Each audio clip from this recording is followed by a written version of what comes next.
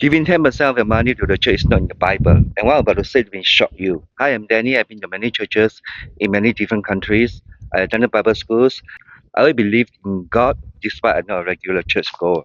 One verse I heard constantly growing on in the evangelical world in Malachi chapter 3, verse 10. Bring the whole tithe into the storehouse. Right before that, Malachi is talk about robbing God. So people are told that if they don't give 10% of their income to the church, they are robbing God. But that's not what Malachi is talking about. Whenever you read the Bible, you have to remember this. Every book was written to specific people in a specific place at a specific time, addressing specific issues. Malachi is not speaking to everyone for all time. He's speaking to the priests of post-exilic Israel. And what those priests were doing with the tithe was corrupt. There were multiple tithes, and the system made the priests very rich. Meanwhile, the people, especially the poor, were being neglected. Sound familiar?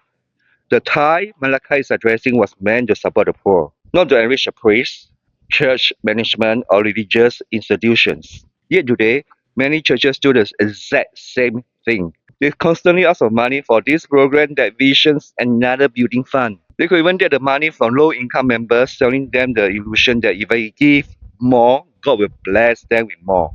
So where does all this money go to? To church management, to higher salaries, to bigger hierarchies, to system designed to control members and extract even more money. Leaders tell the people they must give 10% of their income no matter how poor they are, or else they are robbing God. This is a distortion of scripture. In fact, it's exactly what Malachi is condemning. Malachi is bringing a legal case on God's behalf against religious leaders, not defending them. Some people bring on Matthew 23:23 and say, see, Jesus permit tithing. But that's not what Jesus is endorsing. Jesus pointed out that Pharisees were obsessing over tithing 10% of everything while neglecting what actually happened to God. Justice, mercy, faithfulness, and love. These are the things that matter to God, not money, not tithing. So Jesus is saying the same thing Malachi said. God is not impressed by religious technicalities when your heart and your priorities are wrong. So no, the Bible doesn't say you must give 10% of your money to the church. Now if you attend a church and you're part of the church community, if you benefit from its programs, then yes, it's reasonable to help fund those things, just as supporting any non-profit institutions you believe in and participate in.